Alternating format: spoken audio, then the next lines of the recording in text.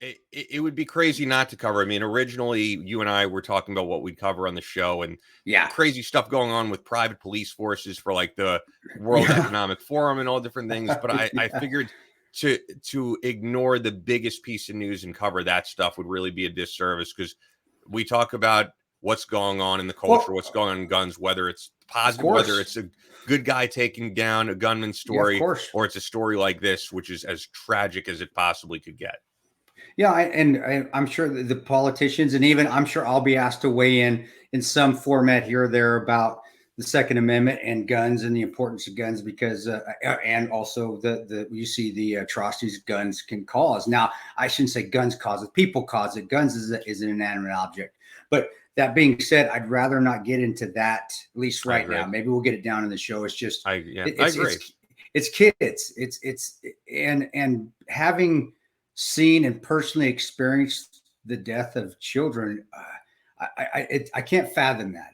I can't fathom somebody low enough, somebody disgusting enough. I don't care what age you are. His age has nothing to do with it. That you would find it okay to go kill kids. Kids are they're innocent. They're angels. They're saints. They really are. They are the best of us. And a person or a monster or thing to take that away, I can't, it just doesn't register in my head. And being, again, involved with that personally, with seeing a little girl blown up with somebody that was trying to attack us. I still, even in a war-torn country, I couldn't understand it there. And in this country, obviously, it's not war-torn as much as people want to say it is on social media. It's not. It makes no sense to me, and it's just disgusting. And I do think that God, we need to bring more God back into our country, and we had to talk about this with social media. And it may hurt us, but I'm okay with that if there's a positive effect of stopping these kind of things. Less social media out there, but maybe that's a discussion you have when we do our Instagram live, or somebody asks us that a question, so we don't monopolize that and turn it in, which eventually will turn into a political talk, even though we don't want it to. But just my end state is social media doesn't help, and I think bringing God back into the schools will. But yeah, that's my take on it. But in the end, God bless your families out there. I can't even imagine being a father myself of young children. That is one thing I've seen and dealt through a lot of stuff, gone through a lot of stuff in my life. And not saying that's a badge of honor or not. I'm just saying I have.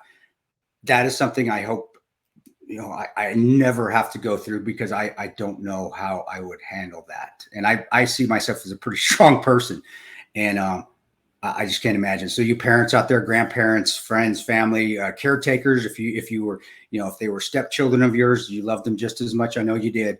I'm sorry. And I wish you, nothing but just peace and understanding, if that's even a possibility, but God bless y'all. I'm sorry. I'm sorry for what happened. Yeah. Yeah. I don't know what else really can be said. And also just the fact that I don't know how this has become the new normal in America, because it wasn't always. And guns, and I don't want to get into the politics of it, but guns haven't changed that much from when I was a child to now.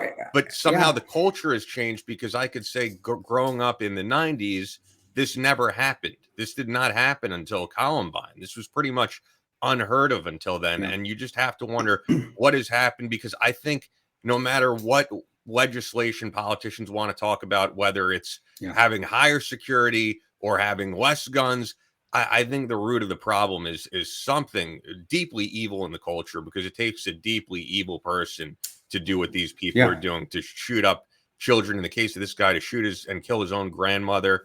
I mean, this goes beyond anything regarding gun control or security or anything. It does. And I said it. I was on and actually I did like being on her show. She's extremely more right than I am. Holly out there, but talking about it, and I said it on her show. If I was going to go back and get my PhD, which maybe I will one of these days, who knows? I would love to do a study on that, to see the correlation of when that, like just what you're saying, when did the culture change because there's always mitigating I mean, factors. Columbine, with 1999, and we saw a lot of that. We did, the social media wasn't what it was then, but they still but the recorded all 24/7 those. news media, the 24/7 news media started around that. That is, and they did, and they remember they had their videos that you see, those ominous videos that they posted of themselves because they knew they would get out. I do. My opinion, and it's just my opinion, I do see a correlation. You're right, in the 24/7 news cycle, in the ability now of social media to get it out there. I asked you when you text me that, I said, did he post anything on social media? Because I didn't know. I did do some research. Me silliness. I did some research. He did. He was sending social media stuff out of before it happened to a person on Instagram that he didn't even know. It was some. I saw that. And so, I to say that there isn't a correlation between social media and these things, or the 24-hour news cycle, 24/7 news cycle, the ability to get out, sensationalize this, and I guess, I don't know, make them feel like an evil hero, make them seem like they're the Joker, or something like that you'd see on a DC or Marvel universe sort of area.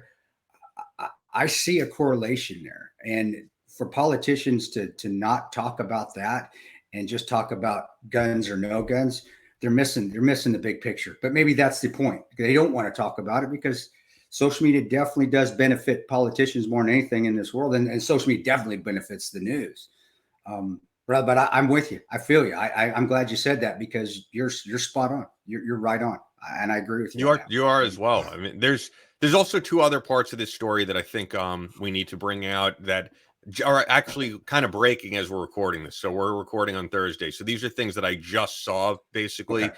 One of them I saw, and I don't know if you've seen this yet. I saw their video originally posted by, and I'll mention him. I don't think he originally put it up, but he found it and reposted it. Spike Cohen, who is the Libertarian vice presidential candidate. So and I need to see more context to this video, and I don't know if you've seen it, but there is video of probably, I'd say, around 8 police officers as this is all going on, as this shooting is happening for 40 minutes, around the parents who want to get in the building and save their kids.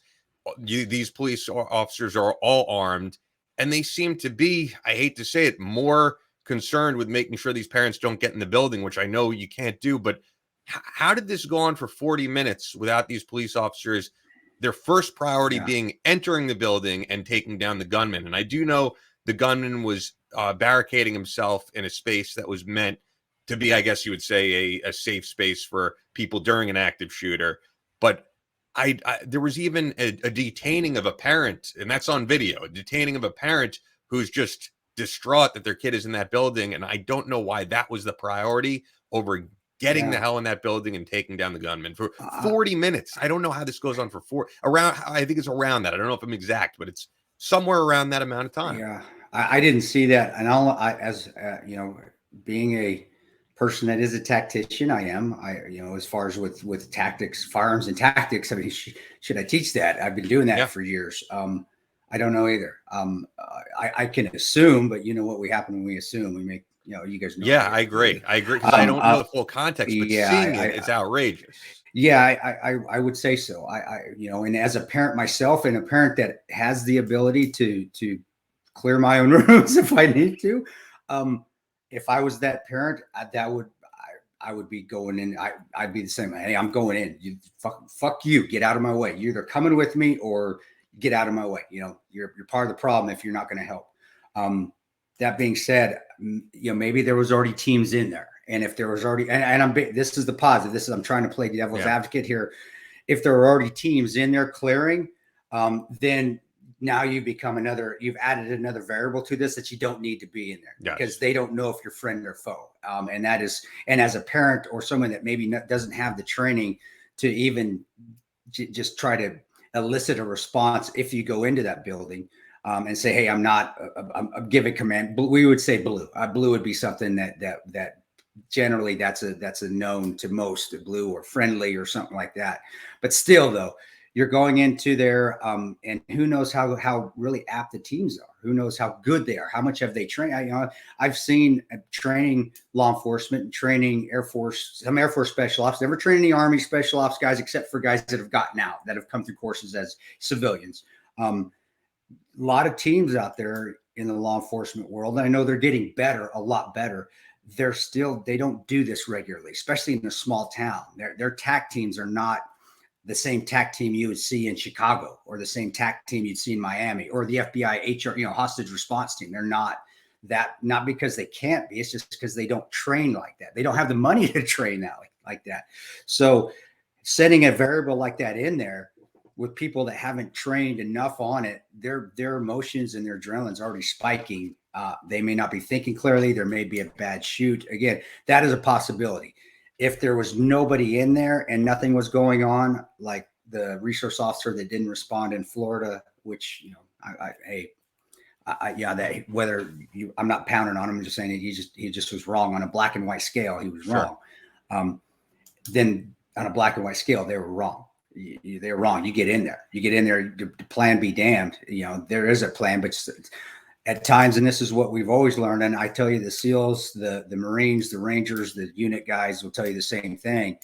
Sometimes you just have to go. You have to have your standard operating procedures that you follow. Basically, there are standards that you're going to do regardless. But then in the end, it's like, fuck it. And you guys will say it, fuck it. Enough planning. Let's go. And you just got to go. And then you have to believe in yourself. You have to believe in what you've been trained in doing. You have to believe in the person next to you.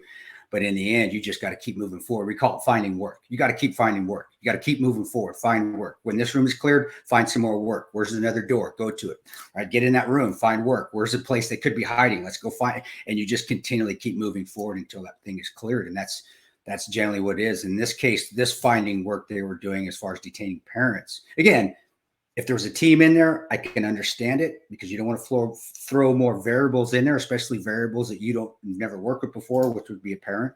And they're not armed, no plan. And they're not armed. Yeah. But if there wasn't, then the work they were finding was the wrong work, and they needed to get it in there. But let's not beat them up yet. I don't want to beat them I know. up. I agree. I just seeing the video, at least this morning, I said, "What? This doesn't look good." Is all that I felt. And it doesn't. You're right. I haven't seen it, but you're right. Something like that definitely doesn't look good. And it's children. John 15:13. Love is no greater than this, that a man lay down his life for his friend. I think that goes up 1,000% when that friend is a child. You put your life on the line for any child, because they're the best of us. I really believe that. I really do. Yeah. So I will say on that note, though, that thank God for the Border Patrol agent who did go in there, who was highly trained, who took down the gunman. So was it real? I didn't know that. Was it abort? Yeah. Wow. I tell you what, I always tell Rangers and guys getting out of the military that want to go into a federal law enforcement, they want to go into a TAC team. Rangers go to the BORTAC teams, the border tactical teams. And the supervisor there, one of the old, he might have retired now. I was his old team leader. We were Rangers together in a squad. He actually took down one of the, remember back in the East Coast, it may have been 10 years ago, that they had there were two guys that escaped from one of the penitentiaries out there, and they were chasing them down, and one of them got killed. They were hiding in the woods. He's now a supervisor. That was my buddy. I'm not supposed to say his name because, I won't say, he took that guy out when he was a junior. BORTAC. I mean, that's how talented the BORTAC teams are. They don't just work on the border. They actually go out and do other missions. And they were part of the hunting, doing that manhunt of the two killers that escaped from a penitentiary 10 to 11 years ago out in the Northeast. But anyway, those guys are good at what they do. The border TAC teams are extremely talented, extremely trained. And I wouldn't have surprised me if he went in there on his own and got it done, because that's what they do. So any of you guys out there, could you stop clicking your pen? Oh, sorry. Yeah, it's okay. I can't even hear it. Keep going. Sorry. But I appreciate it. But guys, so any of you guys that are we're kind of switching gears, any of you young bucks that are deciding to leave the military and want to join a TAC team or get into law enforcement on the federal side, and you think the FBI HR team HRT, has a response team, is the only good TAC team out there. Of course, the Marshals have their SOG team and so forth.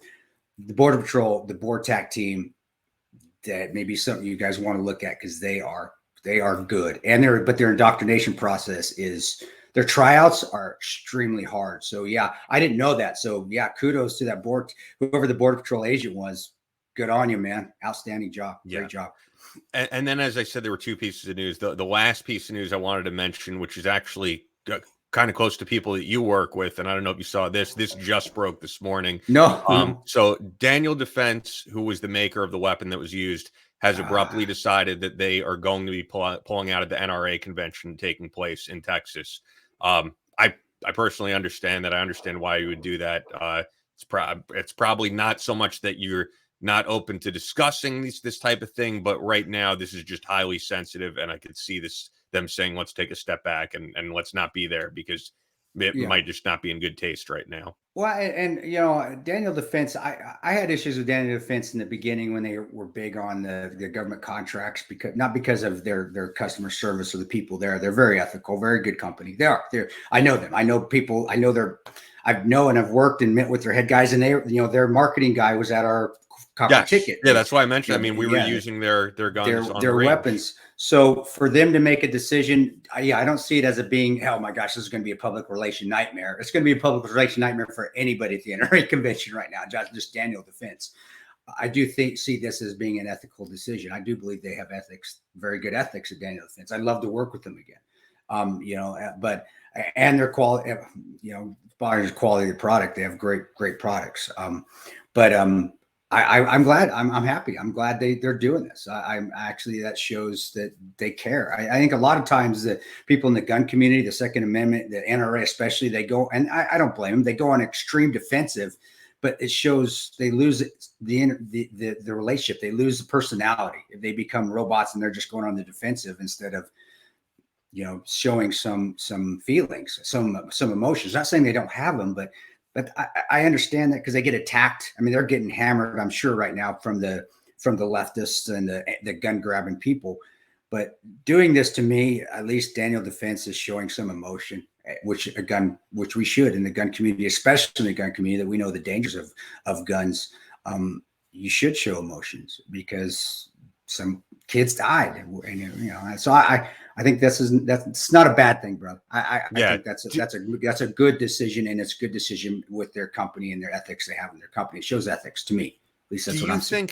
Do you think, due to the timing, the NRA should just stop the convention, or at least not have it in Texas? I know, as much as I may not be a fan of the guy, neither are you, and of course don't agree with him running into the press conference, but Beto O'Rourke saying that the NRA convention should not happen in Texas. The fact the timing is just very bad, and I think it could just show some compassion to say, let's move this to another time. It comes down to money. It really does come down. I think there's so much money. If you've never been to an NRA convention, you've been to SHOT Show. Sure. That's about the same. It's about that size. So to say we're not having it this week with all these people, all these vendors, and the NRA convention is very, in comparison to SHOT Show, it's very family oriented. It's extremely family. You have kids, you have. Yeah, but that's the problem. I mean, should you be putting money first in a week like this? No, you should. Why not? Why not move it? Why not just move it to? And look, I don't think they should be on the defensive. The gun owners are not at all responsible for what happened. Of course not. But I'm just saying the same thing you're saying. Public relations, messaging. It just doesn't look great. In a perfect world where they could, I just don't think they could actually logistically do it and push it. But yes, they should. Yes, should we at least postpone it for a week? If they could postpone it for a week, I think that would at least show some integrity, some emotion, some ethics. But in our world of money, I don't see them doing it. But yes, they should. Is it going to happen? No, probably not. But you're right, bro. You Beto O'Rourke, shut your mouth. Just be quiet. You kid jumping in already, and just shut up. But on that side of the house, being somebody that is in the 2A community, that doesn't hate guns, that knows that guns also save lives. Of course, I've used them to save lives. Speaking on that, they should push it a week. They should push it. They should do something. Just show some form of we understand. And I think that would be something that could be possible, even in the line of big corporate, America and money, and America. We're about the only capitalism. Unfortunate thing is it's like pushing it a week right now. These past 3 weeks, we've seen mass shootings every week, and something needs to change. I don't know what it is. I'm not going to pretend I have all the solutions. I certainly don't. But I mean, 2 weeks ago, we were covering the Brooklyn shooting. Then a week ago is the Buffalo shooting. Now it's this, and it's just this is not a good time in America. Is all I can say. I would love to see, not just if the NRA pushes their show or moves it, or cancels it or whatever. I would also love to see social media people come out. They never do. That's one thing we don't talk about. You never see the social media giants come out and say, you know what, we had a responsibility in this too. Because they really, I think honestly, they believe they do not. And they do. They have a huge responsibility in this, because of every time something like this happened, there is a post. And, the news would be good to come out like, hey, they have a responsibility in this too. It makes too much money for the 24/7 news networks, of course. We all know. It's always about money, man. Always. Yeah. Well, with that, we're going to talk about Memorial Day, and someone who we're definitely